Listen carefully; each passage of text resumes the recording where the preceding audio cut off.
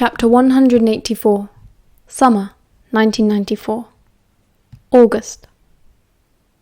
For the first week or so after Remus returned from Hogwarts, he didn't know how to feel.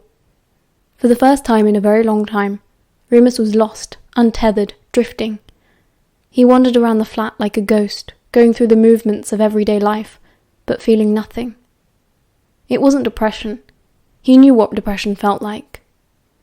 "It's shock," Grant said. "Oh," said Remus, staring blankly at the TV. Obviously, he'd expected Hogwarts to stir up old memories. He'd known from the start that revisiting the place could easily ruin him. But he'd done it anyway. Maybe he was a masochist. Maybe just stupid. The castle was filled with ghosts from Remus's past, which was a deeply unsettling experience after spending the better part of a decade trying to forget all of it. The moment he arrived at King's Cross, it all came flooding back. The poky little train carriages with worn-out upholstery, the trolley witch, chocolate frogs, the bustle and noise of students embarking on a new term. With the full moon ahead of him, he'd squirreled away in a compartment and promptly fell asleep. Until the carriage turned cold, and the Dementors. No, anyway, ghosts. McGonagall was perhaps the strangest. She must have known he would be coming, but their first meeting had hit Remus harder than he'd expected, and she'd seemed just as surprised as him. They weren't quite sure how to relate to each other now. "Mr. Lupin! Oh, I'm sorry. Professor Lupin." "Hello, Minerva, please." She smiled gracefully. She reached out and squeezed his arm. She was every bit as formidable as she had been 20 years ago, only a little greyer in the temples. But then, so was he. "It's wonderful to see you, Remus," she said earnestly. "It's good to be back," he lied. Her eyes were soft and kind, as if she could see right through him. "My office is always open, if you need anything, as ever." He appreciated the gesture, but didn't prevail upon her very often, largely because he wanted to keep to himself. He also wanted to stay away from Gryffindor Tower, if he could. The rest of the school was familiar. The lush, expansive grounds, the secretive forest, the food, the portraits, the staircases he had mapped so carefully. But Gryffindor Tower, the most intimate and happy space of his adolescence, that would be almost too much to recover from. He was put in mind of Homer once again, the world nostalgia, which meant a painful homecoming. That was exactly how it felt. He didn't socialise much with his peers. The staff knew, by and large, about his lycanthropy, but he still preferred to avoid any unpleasant conversations, if he could.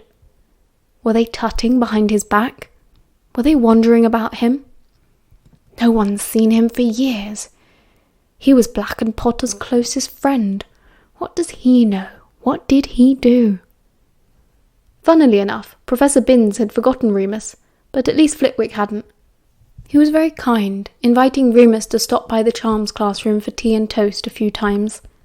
Remus did, to be polite, but found it difficult to forget all the times he and Sirius had locked themselves inside the kindly professor's classroom.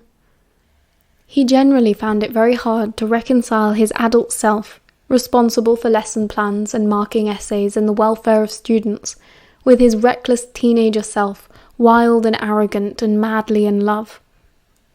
There were entire wings of the castle he actively avoided, for this very reason. He barely left his classroom and chambers, except for meals in the Great Hall, and he never went to Hogsmeade, except to quickly pass through on the way to the old telephone box just outside the village. And thank God it was still there. "How is it?" Grant asked, the first time Remus called. "Awful. Bearable. I suppose I like teaching. The kids are okay. Actually, the kids are great." "Well, just focus on that. First time I went into a remand school after St. Edmund's, I thought I was going to have to quit. I swear those places all smell the same. Anyway, you can get past it. If you remember, it's about the kids, not you. Be the teacher you wish you'd had." This was good advice, and Remus did his very best. He hadn't had much experience with young people, but he had very clearly remembered being a young person himself, He tried to organise lessons he would have found interesting, bringing in magical creatures wherever he could, like Thurox had, and giving extra tips and pointers whenever students were struggling.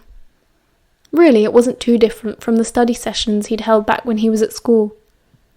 Equally, Remus tried to pay attention to all of his students and learn their characters, their individual needs. That was incredibly weird at first. He found he had no less than 5 Weasleys to teach, one in almost every year. Then there was poor little Neville Longbottom, awkward and nervous and twitchy.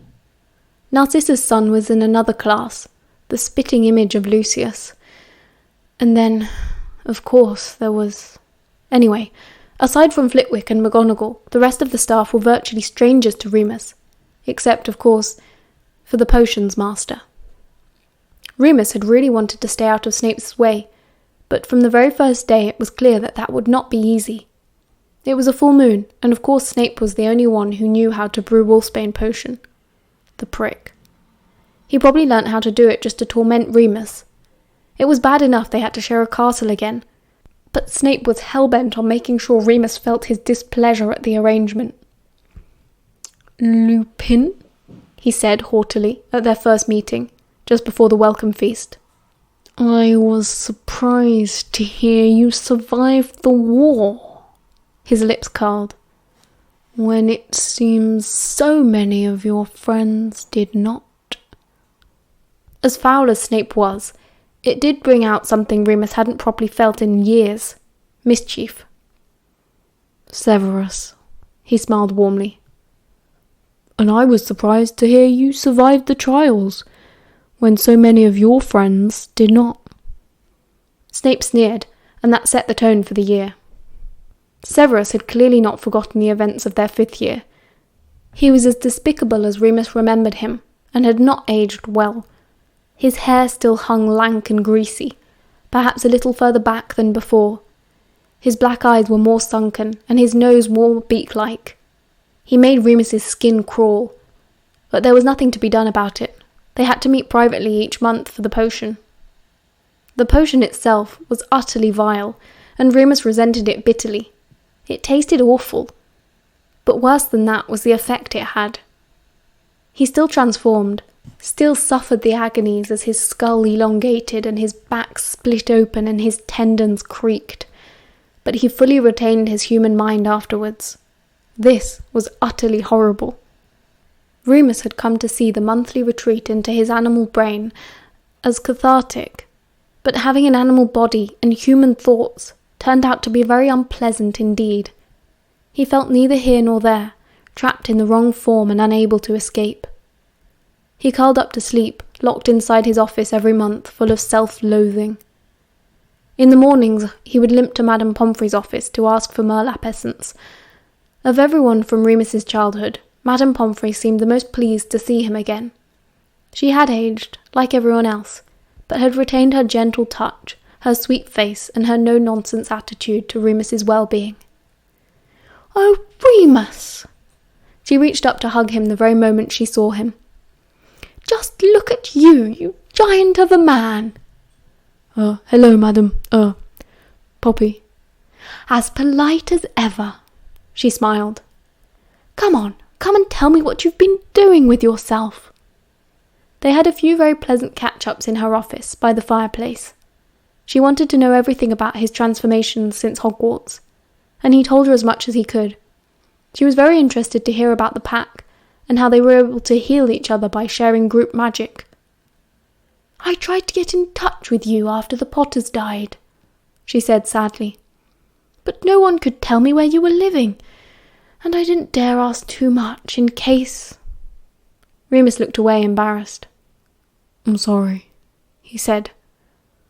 "I wanted to be left alone." "Yes, well, you were the same as a boy, stubborn." She smiled fondly. He smiled back, realising how much he had missed her. For the first month or so, Remus's nerves were raw, and he hesitated as he turned every corner, worried that he might see something painful. But, as pain often does, this lessened over time. He slipped into a new character, not the teenage Remus who took risks without thinking, who was desperate to prove himself. and not the half-muggle, half-broken man he had been in London. Somewhere between these wearing halves, he became Professor Lupin, restrained and serious, offering encouragement wherever he could. And this was all just as well, because that was exactly who he needed to be. For Harry. God, Harry. Harry Potter was James and Lily seamlessly combined, all charm and cheek and strength and goodness. Remus had been worried, knowing that the kid's childhood had been far from ideal, that Harry would be difficult. Remus well remembered his own spiky temperament at 13. Cruel adults make bitter children. But no, Harry was as kind-hearted and open-minded as his parents, full of love and so generous with it. Getting to know him had been painful and joyful all at once. The first time they met, Remus had thought he was still dreaming. He woke up on the train, clawed awake by some Dementors, those fucking abominations. He cleared the threat, and staring around at the faces of the frightened kids, found Harry, passed out on the floor. Until he opened his eyes, he was James. Nothing could convince Remus otherwise. A bit skinnier, maybe shorter than Prongs had been at 13, but otherwise, the spitting image. Of course, Harry had no idea who Remus was, and for as long as possible, it stayed that way. How would he explain? Even after a few conversations with the boy, Remus was completely at sea. So he let Harry lead the way, and answered the questions which had suitable answers. When Harry came in to ask him for Patronus lessons so that he could keep playing Quidditch, Remus couldn't say no. It was exactly what James would do, too. And when Sirius came up, he sidestepped it. Harry already knew that Black and James had been friends, and Remus wasn't sure what more he could say without losing the kid's trust. Yes, Harry, your dad was my best friend, but Sirius Black was my everything. No, it wouldn't do. What was more, Remus wasn't sure whether the wizarding world had its own version of Section 28. If he started confessing to stuff like that, could he get in trouble for corrupting young minds? It was bad enough that he was a werewolf. By that time, it was already clear that Sirius was nearby. When the convict broke into the castle on Halloween night, Remus almost walked straight off the grounds and apparated back to London. And maybe he would have, if the perimeter wasn't swarming with Dementors, and of course, the fact that Black was definitely after Harry. That made Remus furious. Hadn't Sirius done enough damage? He must have really lost his mind. He must have strayed so far from the young man who had cradled baby Harry in his arms with tenderness and awe. Remus used this as a reminder to steel himself. It was no use mourning Sirius. His Sirius had died many years ago. And then that night happened. In a matter of hours, everything had changed. Fuck. Maybe Grant was right. Maybe it was shock. After being given his marching orders from Hogwarts, thank God, another year might have killed him. Remus took the night bus back to London, his mind churning over everything he had learnt. Events kept shifting and reordering themselves. Some things became clearer, others muddier by various versions of the truth. The things Sirius had said, the excuses Wormtail had snivelled, and everything Remus had thought he'd known. None of these accounts lined up quite right. The only thing Remus was certain of was that for 12 years he had hated the wrong person. "Please come back," he wailed down the phone to Grant once he was home. "Please, please." "I'm on my way," Grant said, and hung up immediately. It still took hours. Remus changed into his muggle clothes, throwing Professor Lupin's shabby robes in a corner of the bathroom, and paced the flat while he waited, cursing the slowness of muggle transport.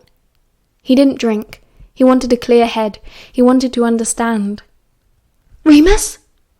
Grant burst into the living room, tired and dishevelled. He'd had a haircut in the past year. It was so short it barely curled anymore. Remus hated it, but said nothing, just ran to hug him. "What happened?" Grant asked, huffing as Remus knocked the air out of him, but squeezed him back reassuringly.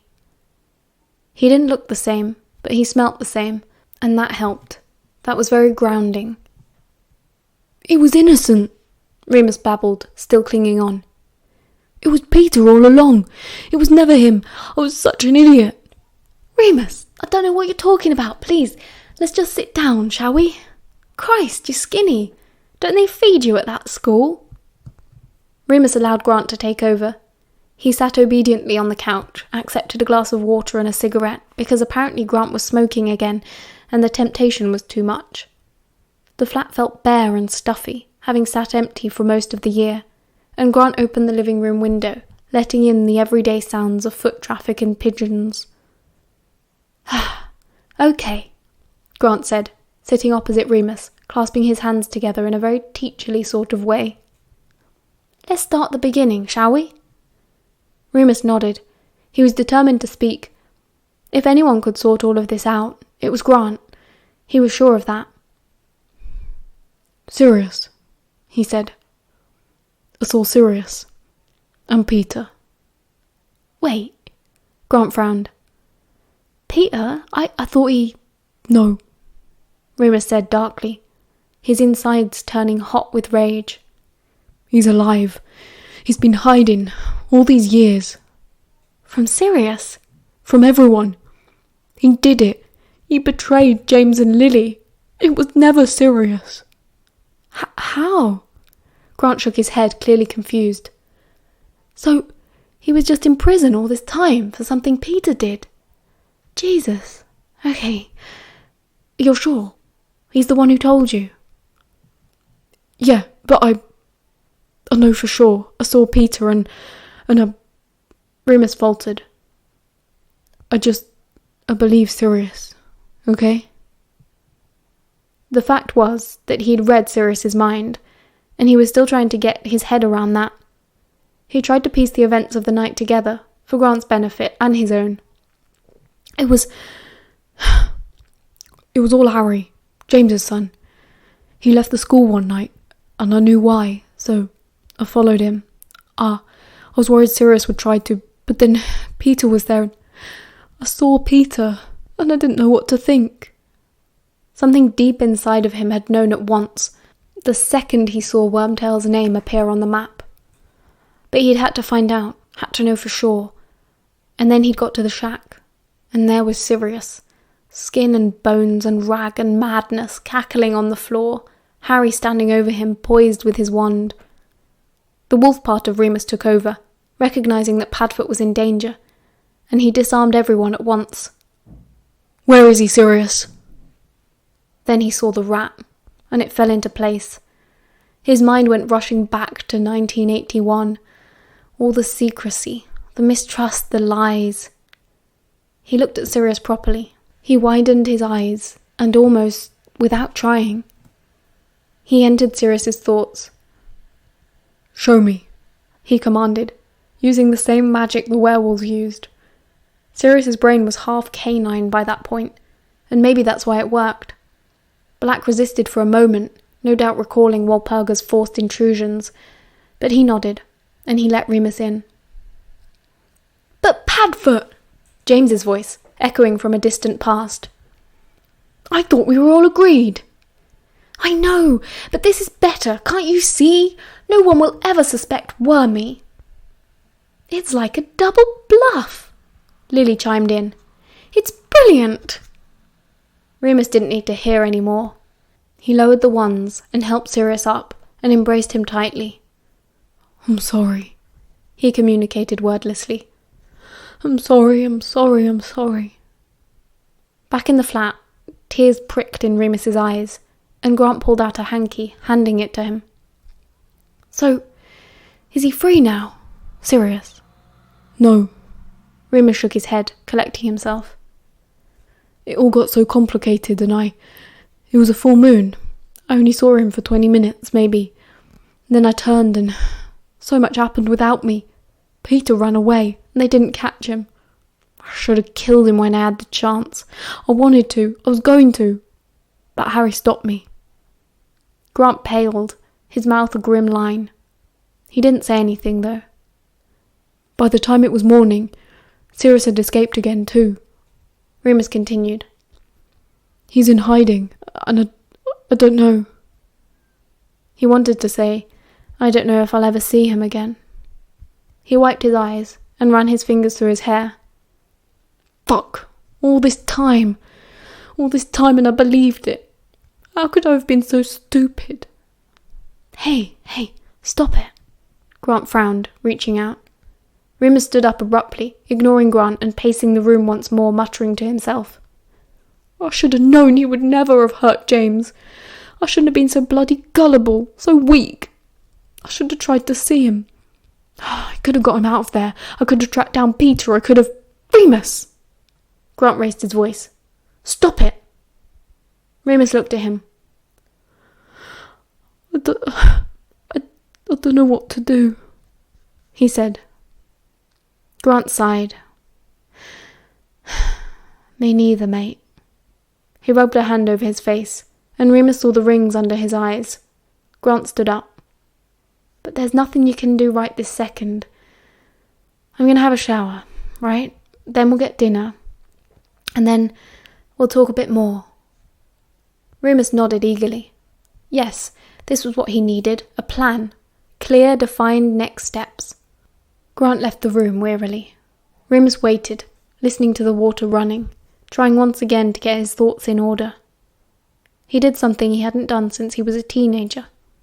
He made a list. So, Moony, he said to himself, what are the facts? Number 1. Sirius Black did not murder James and Lily Potter. Number 2. Peter Pettigrew was alive. Number 3.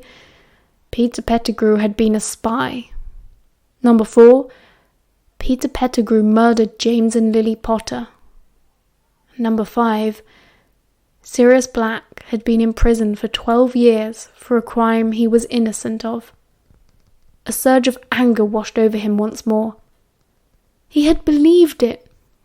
He was as guilty as Dumbledore, as anyone else who had simply assumed Sirius was the spy because Sirius was a Black.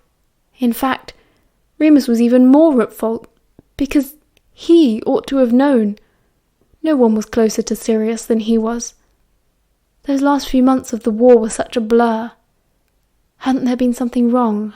Hadn't Sirius been cold and distant with him? In the years since, Remus had taken that as proof of Padfoot's betrayal. But now with a sick feeling, he saw it for what it was.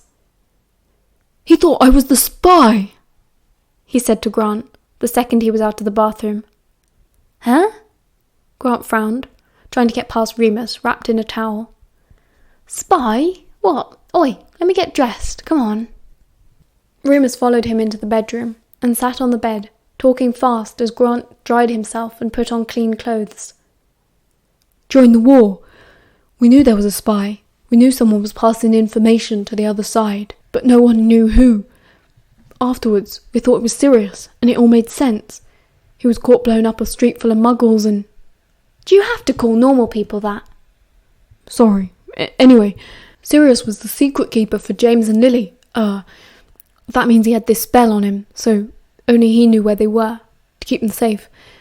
But he switched with Peter at the last minute. And now we know that Peter was the spy, and they didn't tell me about the switch. Well, Sirius didn't tell me, because he must have thought... He didn't trust you, Grant said bluntly. Dressed, he sat down on the bed too, at a distance from Remus. I suppose I can't blame him. Had you broken his trust before? Grant raised an eyebrow. No. Did you think he was the spy, before James and Lily died? No, never. Well then. Grant stood up. I'm going to nip to the shop. We need milk and bread. Toothpaste. Wait, no. What do you mean, well then? Nothing. Look, come on. Come to the shop with me. Then I promise we can talk about it. I'll listen to you all night long if you want, I swear. I just want to get some food in you first. Remus went along with all of that. He watched Grant cook, and he swallowed every mouthful.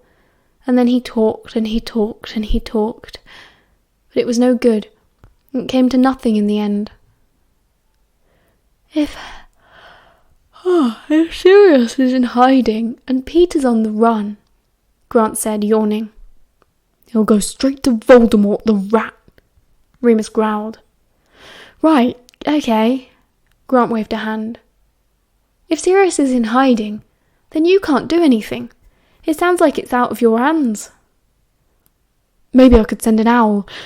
Only that might give away his location. And then you'll get arrested and sent to Alcatraz or whatever it is for colluding with a criminal, Grant said with an air of finality. I just want to help him, Remus said. Of course you do, but I don't see how. They sat in silence for a while, thinking. It was dark outside. Remus didn't know what time it was, but it had to be pretty late. Grant looked exhausted, and Remus felt a small twinge of guilt on top of everything else. Sorry to put you through this, he said quietly, reaching for Grant's hand. It's not really fair of me. It's fine. Grant gave him a small smile, stroking Remus's knuckles with his thumb. I do understand, it's a lot. I know.